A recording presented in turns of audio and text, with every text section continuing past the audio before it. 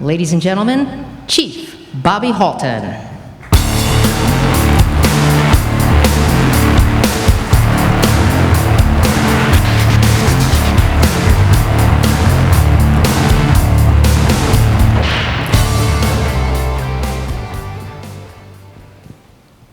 You know,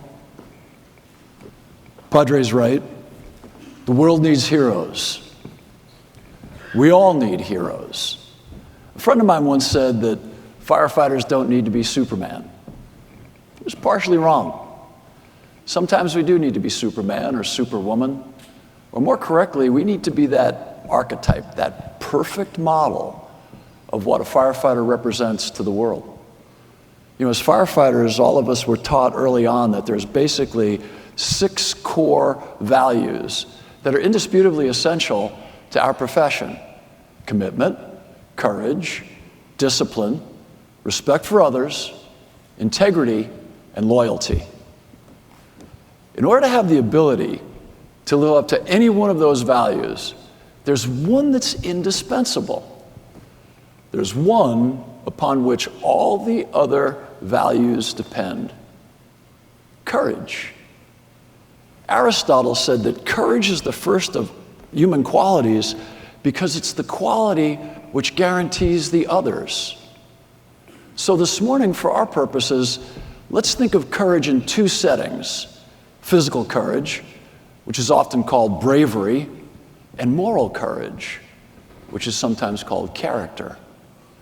Marine Colonel Greg Kelly once said that physical courage, bravery, was easy, that he knew his Marines would willingly and unhesitatingly put themselves at danger for the values and principles that this nation stands for and what they swore to defend as Marines. But moral courage, that was a different matter. He said those very same Marines would be hesitant to risk their careers for those very same values and principles. That's the interesting difference between physical courage and moral courage. It's unquestionably a fundamental reality, physical courage, of our day-to-day work. We do not fear firefighting. We do not fear fire. We do not fear taking risks physically. Why is that? Perhaps because fear is the expectation of evil. And it's acceptable and it's prudent to be fearful of evil. Fear is the term most properly applied to the response to man-made evils. As firefighters, we are brave, we are courageous when fighting fire. We know the risks, we know the dangers, but we are not fearful of them. They are deadly, but they are not evil. Moral courage is when one is willing to risk the threat of evil imposed upon them by others for expressing the truth, for opposing an orthodoxy, a set of beliefs by which they cannot abide. Moral courage could be also when one refuses to deny that which they hold as the truth. Moral courage in that case would be when one refuses to lie to avoid punishment. Moral courage involves taking a risk and surviving physically, but perhaps not socially, financially, or politically. Moral courage involves being able to take a stand, albeit unpopular, or one that contradicts those with power. When we think of moral courage, we think of Rosa Parks on a Montgomery bus standing up to the absolute despicable Jim Crow laws. We think of Sipicus Atticus, the first American killed in the American Revolution, standing up to British tyranny. We think of Martin Luther nailing his 95 Theses to that church door, standing up to the complete moral corruption of the then all-powerful Church of Rome. We think of King Leonidas and his 300 Spartans going up against Xerxes, the Persian tyrant. We think of Davy Crockett at the Alamo opposing Santa Anna, the dictator, and we think of Davy Crockett in Congress opposed to the political corruption of his time. We think of Alexander Solzhenitsyn writing the Gulag Archipelago while imprisoned, exposing the evils of Soviet communism and that sick orthodoxy. We think of Dietrich Bonhoeffer standing alone, preaching against Adolf Hitler and the National Socialist Party.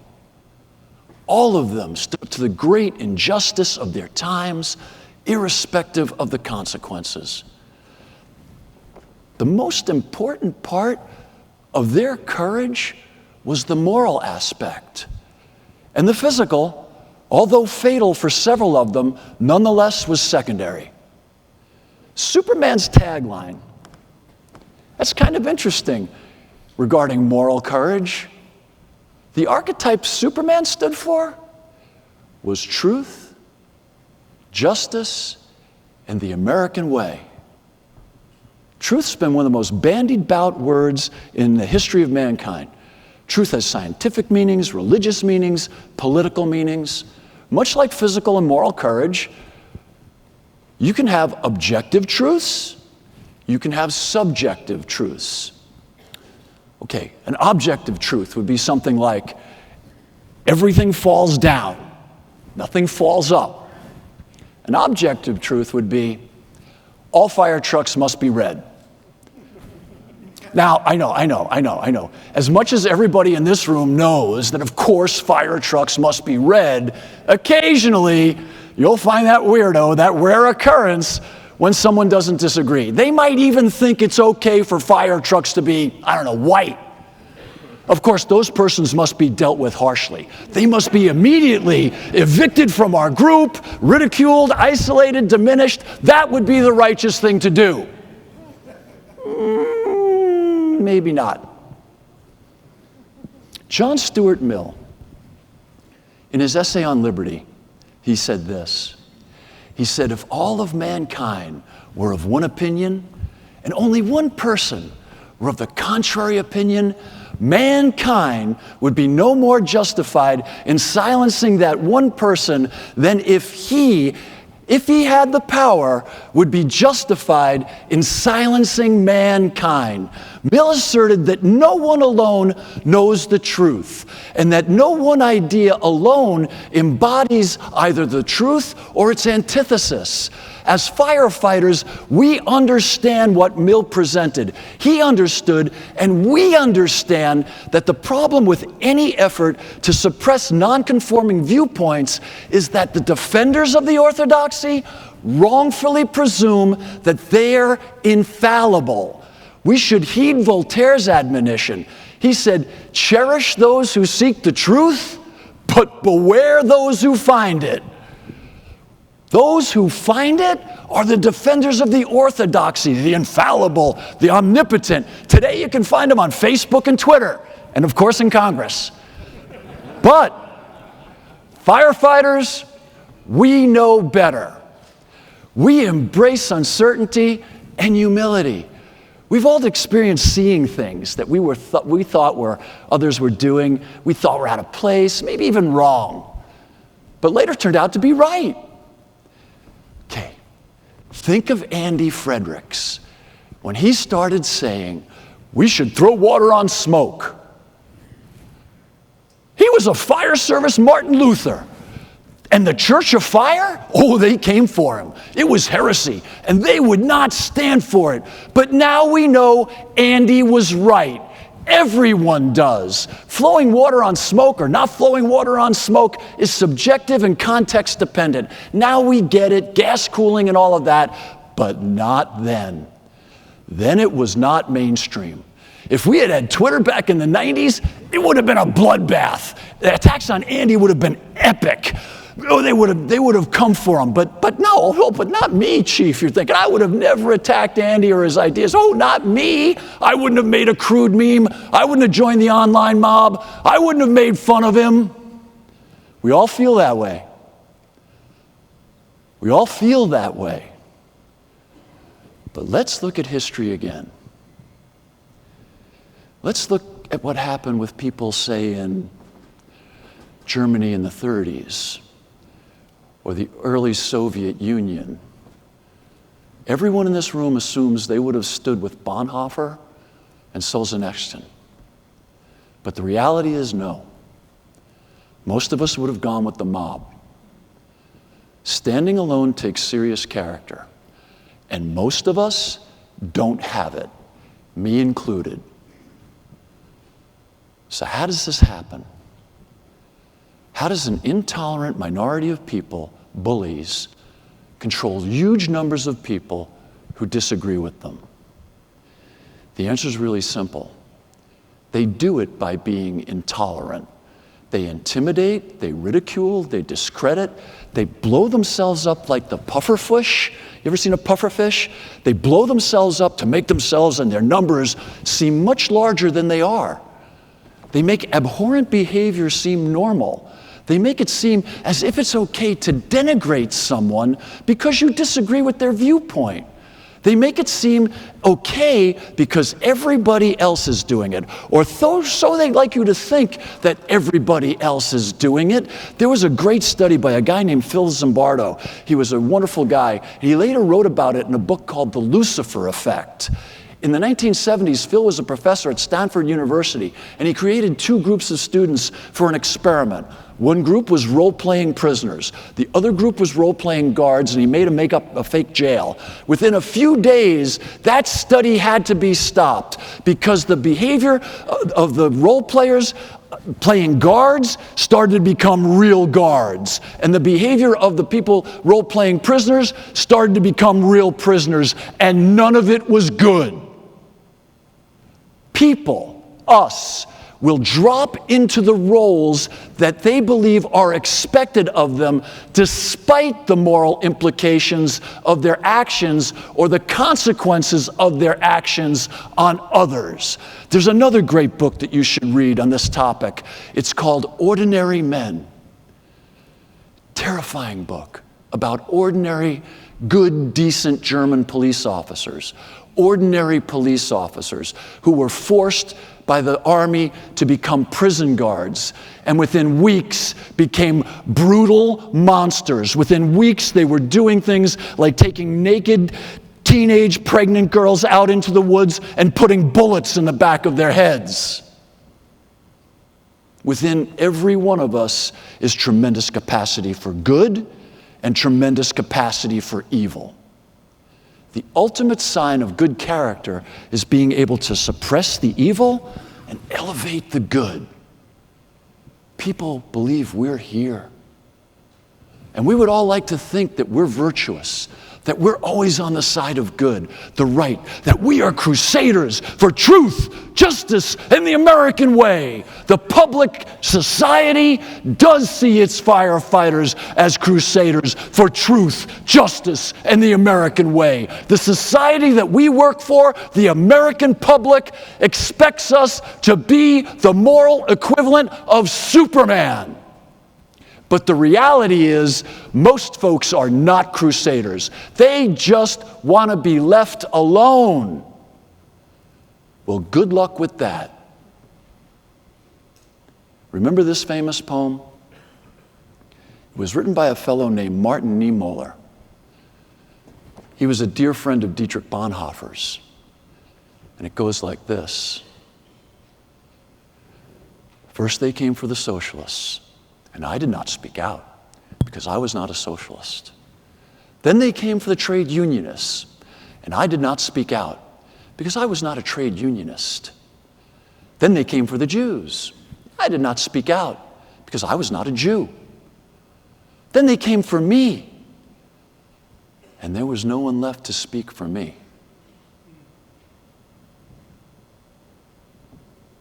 It is so bloody amazing how all of us can be intimidated by some of the most desperately unhappy people with absolutely miserable lives and usually zero street cred as firefighters simply because of the garbage that they can generate on social media. And so we comply or we are silent. It is the same thing. Douglas Murray puts the dilemma this way. You have two options in life. You can speak the truth as you see it, or the other is to grow to despise yourself more and more. If you repeat the lies, or if you are silent, you will grow to despise yourself more and more each day. And the more you grow to despise yourself, the easier you are to control. And the more you allow them to force you to lie, the less you care about your character. And for most people, it's exceptionally difficult to go against this mob. But we are the lucky ones. Our training, our experience, our focus and dedication makes us ready, willing, and able to defy the mob. The beautiful thing about being a firefighter is our experience with objective reality on a day-to-day basis. Our daily struggle against real-world risks makes us much less inclined to the subjective musings of those who revel in their victimhood and would force others to comply with their pathetic, evil weakness. The beautiful thing about being a firefighter is the moral confidence we get from our exposure to objective reality and our firm foundation in the fundamental truths of life, its struggles, its rewards, and its final outcome. We know life isn't fair. We know life is hard. And we know it doesn't get any easier by denying the truth or allowing others to force us to lie. Every now and then, we do get to be Superman. Each and every one of us. We get to show that we have moral courage. I learned this a few years ago. I had a steady gig opening for a firefighter event for many years. A few years back, my buddy came to me prior to the event for that gig, and he stated to me that he'd heard from a sponsor that although they loved my talks, they thought that they were kind of concerned because, well, I'm overly religious and overly patriotic. They were concerned, he said, because not everybody in the audience believes in God, and not everyone in the audience was an American. My friend was worried about losing money for the organization from his sponsor and jeopardizing his gig. And I love him and I love his gig. So he asked me if I would speak but not mention God or America. I'm kind of a one-act pony here. Somehow, somewhere, I found the moral courage to say no. In a polite way. I just said, no, I just won't be there. Go on without me. I knew that it would be absolutely wrong to deny my faith in God or my love of America for anyone, for any reason.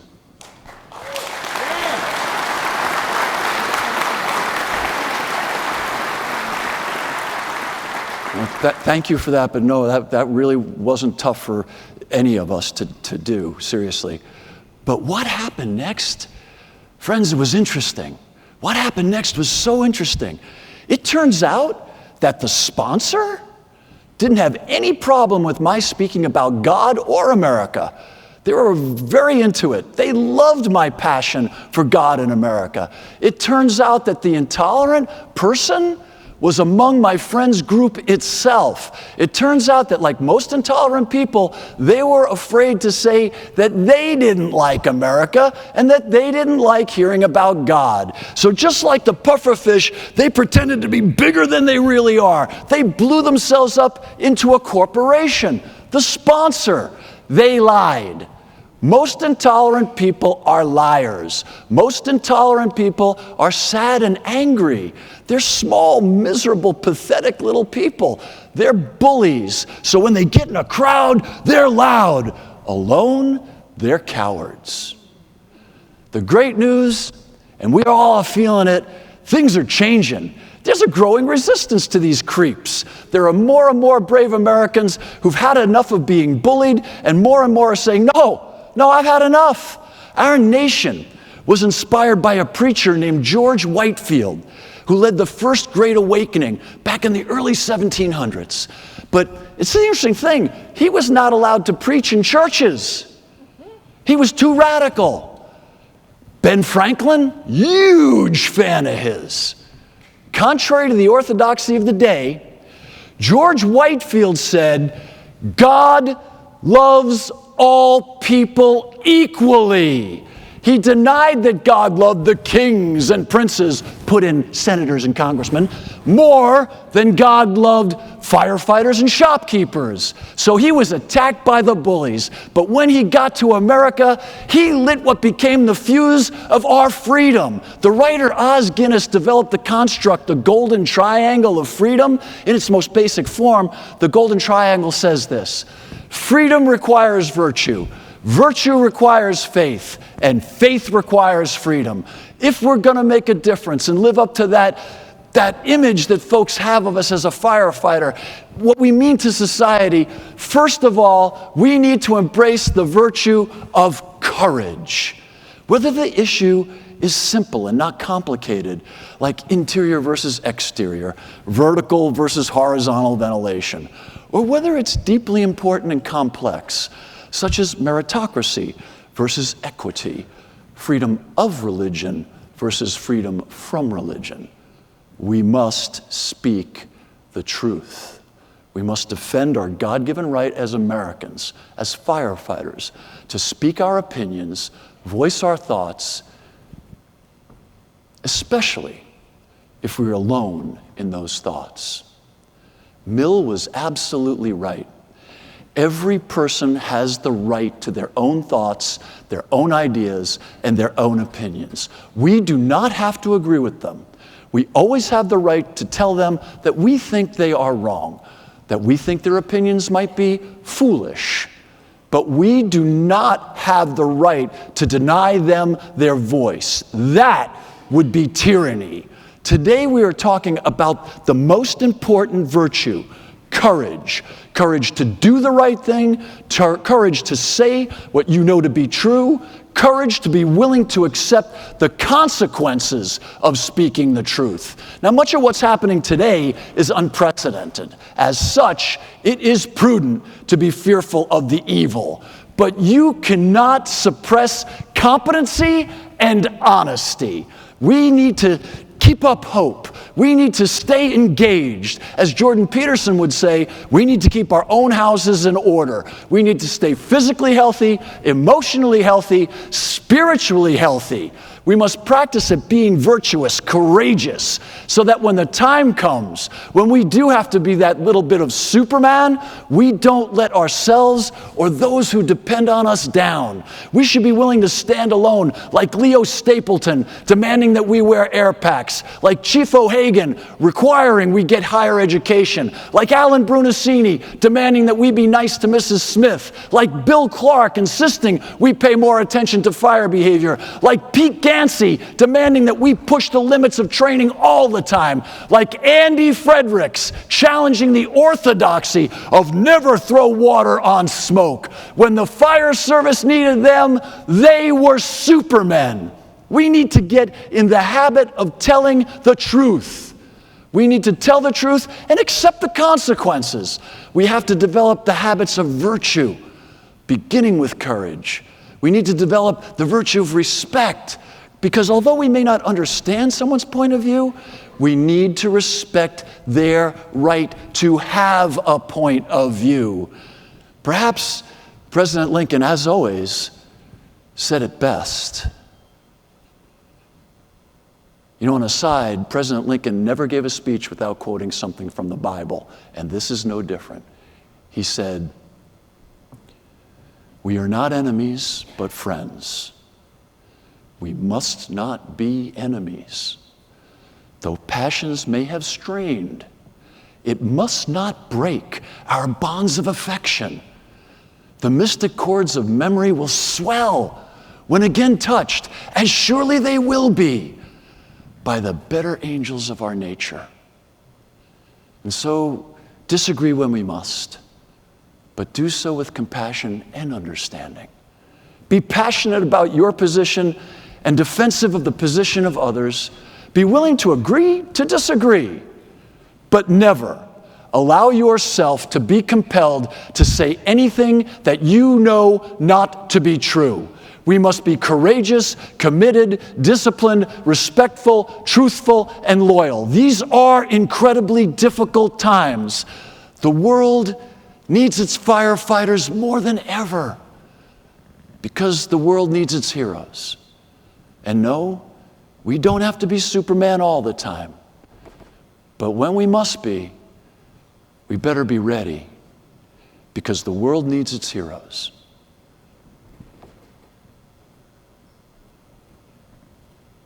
The world needs its firefighters.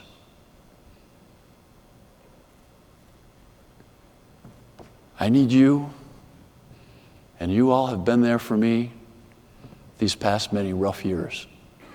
I'll never forget you. I love you all more than I could ever tell, and I hope that you have long, safe, and wonderful careers and lives. I love you.